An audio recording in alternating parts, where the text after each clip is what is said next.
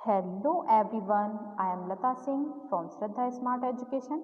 I am going to explain lesson 2, A Gift of Chappals, class 7th from Honeycomb book. So watch this video till the end. Let's start now. Before you read, Midu is a young girl growing up in Madras, now called Chennai, with Tapi, her grandmother, and Tata, her grandfather. One afternoon, Tapi takes her to her aunt Rukumani's house to meet her cousin Lali, Ravi and Meena. मृदु मद्रास, जिसको अब हम चेन्नई बोलते हैं, उसमें पड़ी बली एक छोटी लड़की है जो तापी उसकी दादी और थाता उसके दादा उनके साथ रहती है।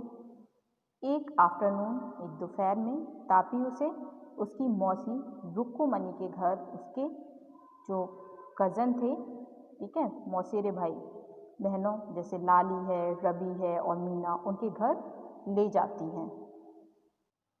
Smiling Rukumani threw open the door. Ravi and Meena rushed out and Ravi pulled Mridu into the house. मुस्कुराती हुई रुकुमनी ने दरवाज़ा खोला। रवि और मीना दौड़कर बाहर आए और रवि मृदु को घर के अंदर खींचकर ले जाने लगा।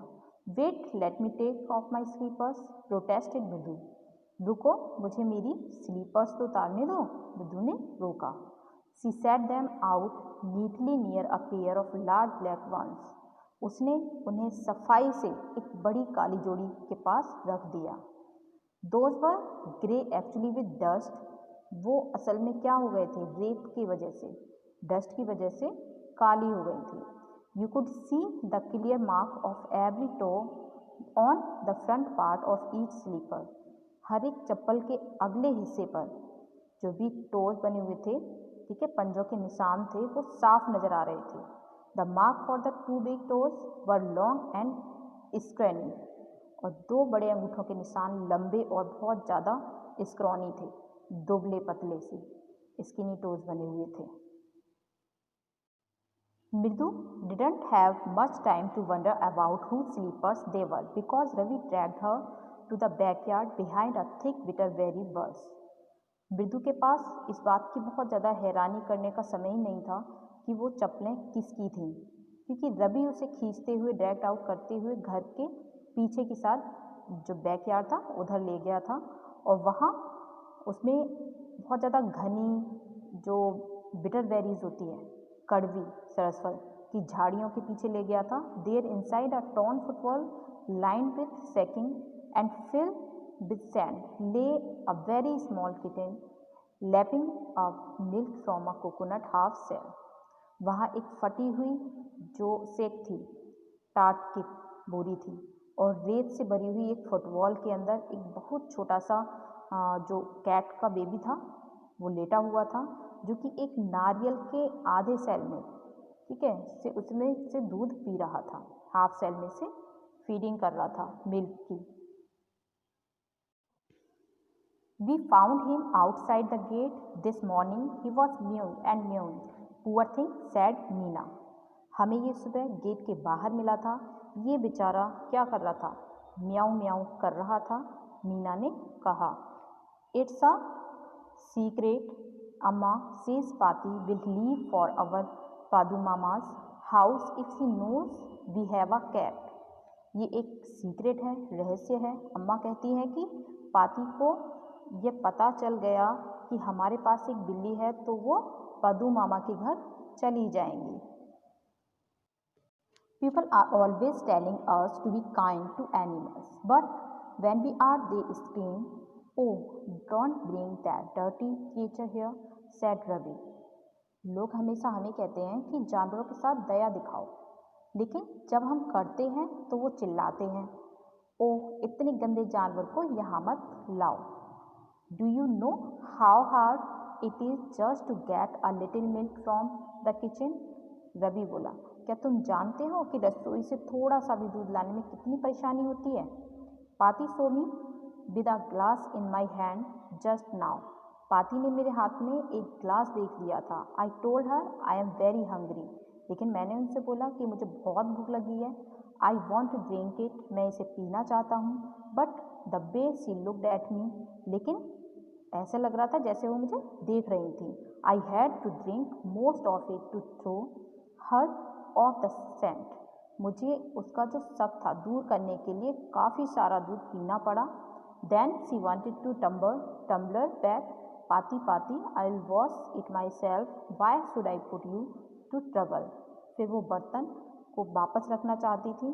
पाती पाती मैं इसे अपने आप ही धो लूँगा, मैं आपको परेशानी नहीं दूंगा, मैंने उनसे कहा।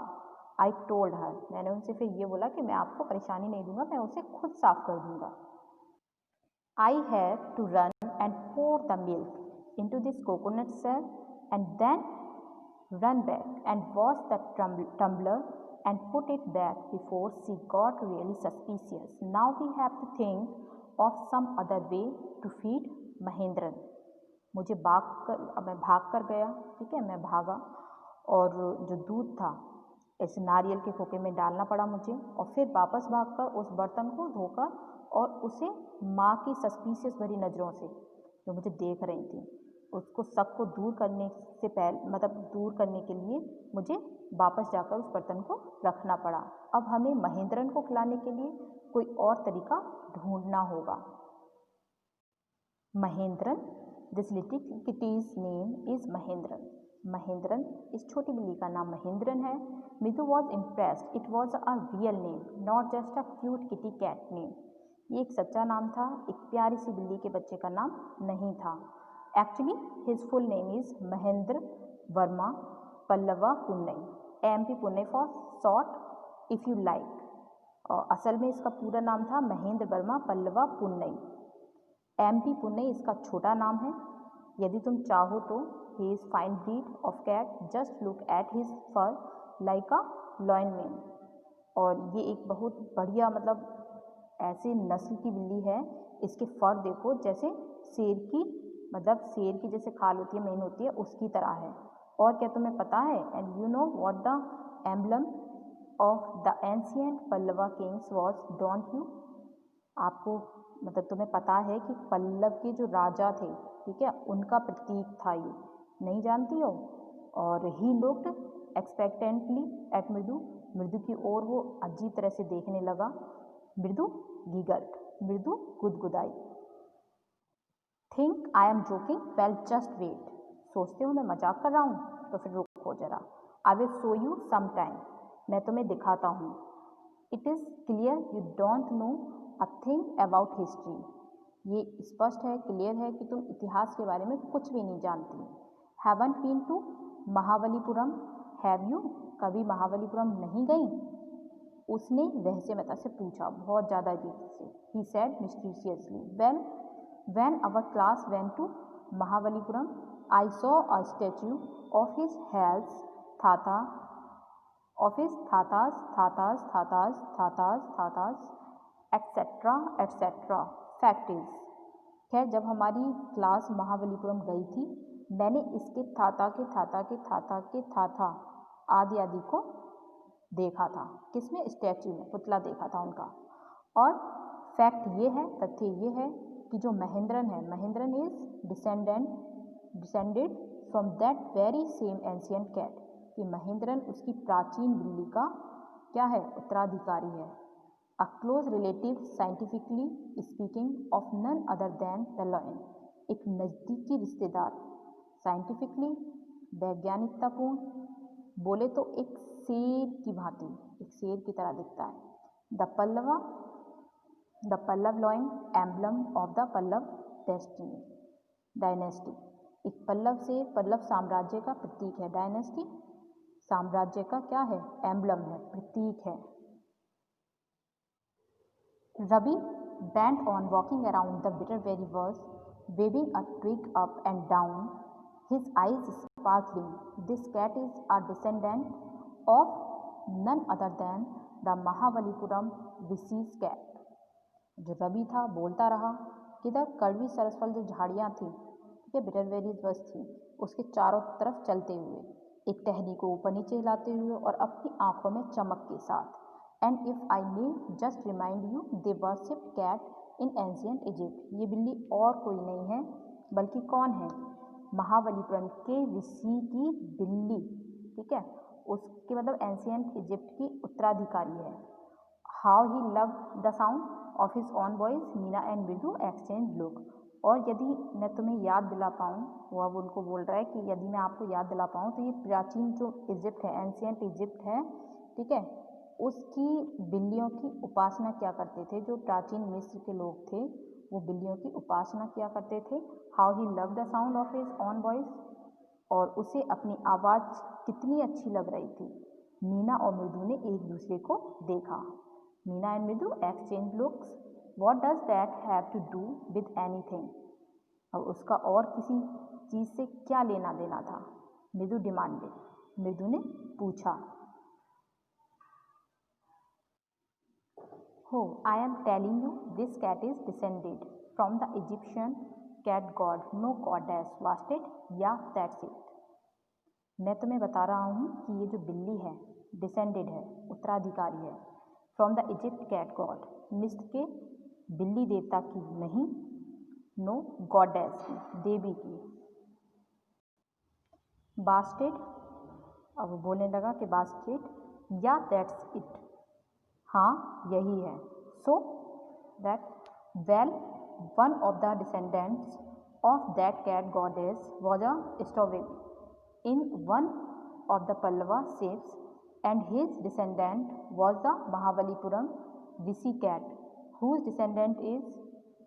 उस बिल्ली देवी की एक उत्तराधिकारी ने पल्लवों के जहाज़ों में से एक पर छिपकर यात्रा की, और उसके उत्तराधिकारी थे महाबलीपुरम के ऋषि बिल्ली, जिसके उत्तराधिकारी हैं। रवि ने अपनी टहनी, Ravi flourished his twigs at Mahendram, Ravi ने अपनी टहनी महेंद्रन की ओर करते हुए कहा, एमपी पुनई हेयर, एमपी पुनई यहाँ।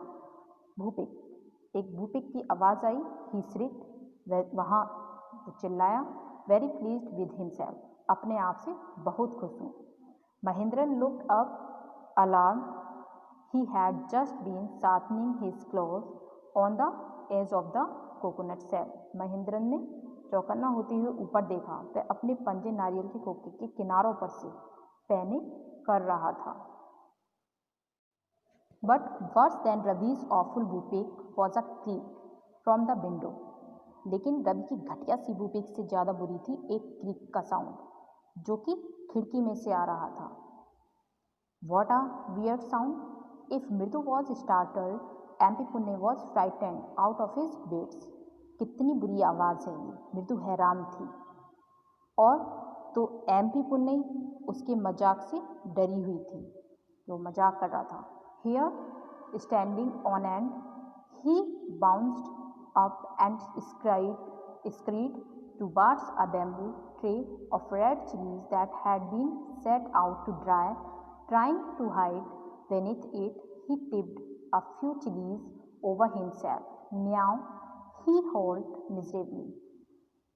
बाल खड़े करके वो कूदी और एक लाल मिर्चियों से भरी हुई जो बैम्बू की ट्रे थी, बांस की ट्रे जो कि सूखने के लिए रखी थी, की ओर दौड़ पड़ी। उसके नीचे छिपने की कोशिश की। उसने क्या करा, उसके नीचे छिपने की कोशिश में उसने कुछ मिर्चियाँ अपने ऊपर गिरानी। म्याऊ, वो चिल्लाई। The creaking went on and on. What's that noise, said मृदु। क्रिक की आवाज़ बढ़ती गई। ये आवाज़ कैसी है, मृदु ने पूछा। क्रिक क्रिक की आवाज़, जो आवाज़ें आ रही थी वो बहुत ज़्यादा अजीब थी। नॉइज़ बहुत ज़्यादा शोर कर रही थी, इतनी भयानक सी आवाज़ थी क्रिक का sound. That's Lali learning to play the violin, grunted Ravi. अब जो लाली है वायलिन बजाना सीख रही है, रवि तेज से गुर्राया। ग्रंटेड रवि।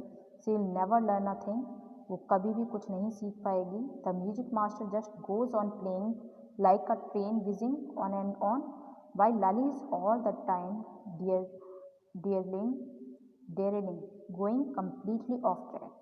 लेकिन जो उसके म्यूजिक मास्टर हैं कभी कुछ नहीं सीख पाएगी। जो उसके म्यूजिक मास्टर हैं वो रेल की सनसनाहट के साथ बजाते ही बजाते जाते हैं, जबकि लाली है वो हर समय क्या करती है, ऑफ ट्रैक रहती है, पटरी से मतलब जो उसकी ट्रैक होता है उससे उतरी रहती है, हमेशा ही नीचे उतरती रहती है, उसको आता ही नहीं है बजाना।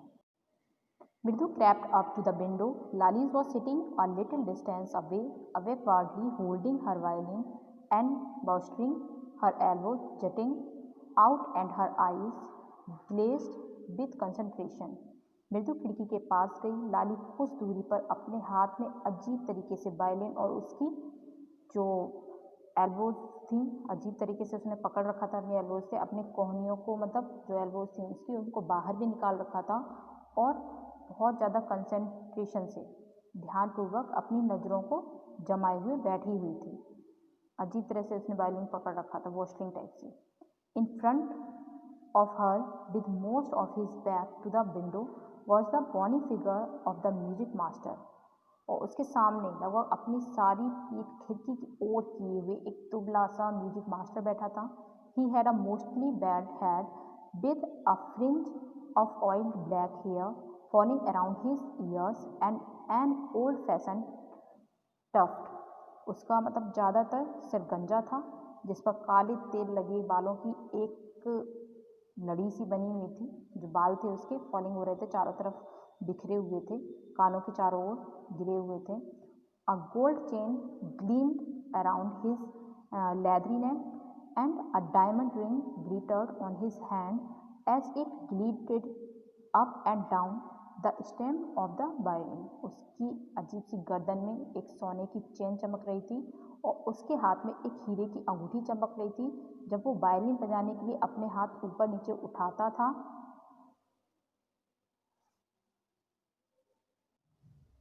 a large foot stuck out from beneath his bordered vestibule and he was beating time on the floor with a scrawny big toe।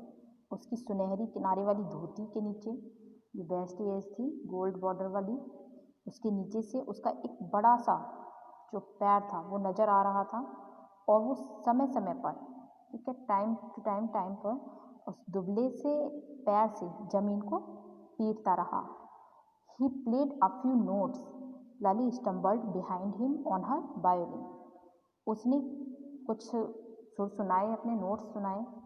लाली ने अपनी वायलिन पर उन्हें उतारने की कोशिश की। Which looked quite helpless and unhappy in her hands। और जो कि उसके हाथों में मतलब बहुत अजीब सा हो रहा था और वो अजीब सी मतलब खुश महसूस नहीं हो रही थी, अनहैप्पी थी। इन हर हैंड जब उसके हाथ में वायोलिन था तो वो हेल्पलेस सा महसूस कर रही थी और अनहैप्पी भी थी। वॉट अ डिफरेंस, कितना अंतर है। The music master's notes seem to float up and settle perfectly into the invisible tracks of the melody. जो म्यूजिक मास्टर के सुर हैं वो तो मतलब ऐसे लग रहे हैं कि बिल्कुल तैर रहे हैं, अच्छे से संगीत में मतलब समाते हुए से महसूस हो रहे हैं। It was like the wheels of the train fitting smoothly into the rails and whizzing along। वो ऐसे लगते थे जैसे रेलगाड़ी के पहिए पटरी पर आराम से जमते जा रहे हों। As Ravi said, ऐसे लग रहा था जैसे कि रेलगाड़ी के पहिए पटरी पर आराम से जमते जा रहे हों और उसके साथ साथ चल रहे हैं। म्यूजिक मास्टर का जो म्यूजिक था वो बहुत ही अच्छा था। As Ravi said, जैसा कि रवि ने कहा था। मृदु stared at that huge winged hand moving effortlessly up the violin stem making lovely music। और मृदु उन बड़े अंगूठी वाले हाथों को वायलिन पर बिना एफर्ट के एक अच्छा सा म्यूजिक पैदा करते हुए देख रही थी कि बहुत ही अच्छा संगीत बज रहा। Swack squawk there was Lalli's derailing again. Derailing means होता है पटरी से उतरना। अब बोल रहे हैं कि देखो लाली फिर से पटरी से उतर गई, उसको बिल्कुल भी बजाना नहीं आ रहा है। Amma came away from the gate, Amma oh. गेट से एक आवाज़ आई, अम्मा ओ। Ravi sent that beggar away cried his mother from the back baramda where she was chatting. Ravi उस भिखारी को भगा दो, पिछले बरामदे से उसकी माँ जो कि तापी के साथ बातें कर रही थी वहाँ से आवाज़ आई। He has been coming here every day for the past week and it's time he found another house to beg from, Pati explained to Tapi। वो पिछले एक हफ्ते से हर रोज़ यहाँ आ रहा है और अब समय आ गया है कि वो अपने लिए कोई दूसरा घर ढूंढ ले, पाती ने तापी को समझाया। Mridu and Meena followed Ravi out. Mridu और मीना रवि के पीछे पीछे बाहर गई। The beggar was already in the garden making himself quite at home. भिखारी पहले से ही अपने आप को आराम देते हुए बगीचे में बैठ गया था. He had spread his upper floor under the neem tree and was leaning against its trunk, apparently prepared to take a little snooze while he waited for the arms to appear. Go away, said Ravi sternly. उसने अपना जो अपर cloth था, अंगोछा था, नीम के पेड़ के नीचे बिछा लिया और एक पेड़ के सहारा लेकर मतलब दान लेने के लिए इंतज़ार में बैठ गया. छोटी सी झपकी भी ली उसने, स्नूज ली, ठीक है. और वहाँ पे उसको भगाने की तैयारी हो रही थी. रवि ने अजीब सी आवाज़ में, रूखी सी आवाज़ में कहा, चले जाओ. My paati says it's time you found another house to beg from. मेरी पाती कहती हैं कि अब समय है कि तुम्हें अपने लिए कोई दूसरा घर ढूंढ लेना चाहिए. The bagger opened his eyes very wide and gazed at each of the children one by one. भिखारी ने अपनी आंखें चौड़ी की और एक एक करके बच्चों को देखने लगा, घूरने लगा. The ladies of this house, he said at last in a voice choked with feeling, are very kind souls. इस घर की महिलाएं आखिरकार भावनाओं से आवाज़ रुद्ध करते हुए बोला कि बहुत दयामयी आत्माएं हैं.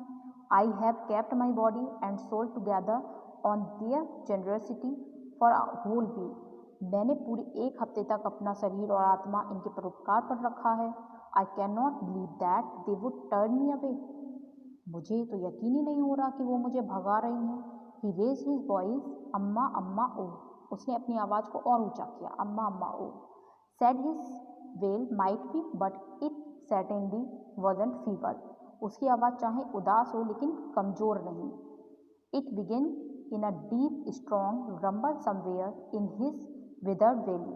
उसके खाली पेट में कहीं जोर से गड़गड़ाहट होने लगी और उसके मुंह से किसकी स्मेल आने लगी. And came booming out of his mouth with its few remaining teeth stain brown with betel chain. उसके मुंह से तंबाकू चबाने के से निशान पड़े हुए दांत दिखने लगे और दिखे हुए वो बाहर आने लगी. मतलब अजीब सी तरह से जो बैगर था वो तंबाकू चबाता था, उसकी वजह से उसके जो दांत थे ना उन पे स्टेन आ गया था, धब्बे पड़ गए थे और उसके मुंह में से स्मेल भी आ रही थी जब उसने अपना मुंह खोला तो. Ravi tell him there is nothing left in the kitchen. Ravi ने उसे बताया कि किचन में कुछ भी नहीं बचा. कॉल रुकुमनी. रुकुमनी चिल्लाई. And he is not to come again, tell him that. और उसे बता दो कि वो वापस कभी ना आए. She sounded fed up. वो चिड़चिड़ाते हुए बोली. Ravi didn't have to repeat it all to the beggar. Ravi को फिर से दोहराने की ज़रूरत नहीं पड़ी क्योंकि जो बैगर था, what its mother said had been easy for them all to hear. There under the neem tree the beggar set up and side. जो उसकी माँ ने कहा वो उन सबको उस नीम के पेड़ के नीचे ही मतलब सुनाई पड़ गया था. भिखारी बैठ गया और देखने लगा. I'll go, he said wearily. मैं चला जाऊँगा, वो थोड़ा गुस्से से बोला. wearily, गुस्से से. Only let me have a rest here under this tree. बस मुझे केवल इस पेड़ के नीचे आराम करने दो. The sun is so hot. सूरज बहुत गर्म था. The tar has melted on the road. सड़क पर बहुत आग बरस रही है. My feet are already blistered. मेरे पाँव पहले से ही मतलब छाले पड़ चुके हैं मेरे पाँव में. ब्लिस्टर्ड मीन्स होता है छाले पड़ना. तो my feet are already blistered. मेरे पैरों में पहले से ही छाले पड़े हुए हैं. So we have completed half lesson in this video. We will meet you in second part of this lesson. If you like this video, share, subscribe and don't forget to press bell icon. Thank you.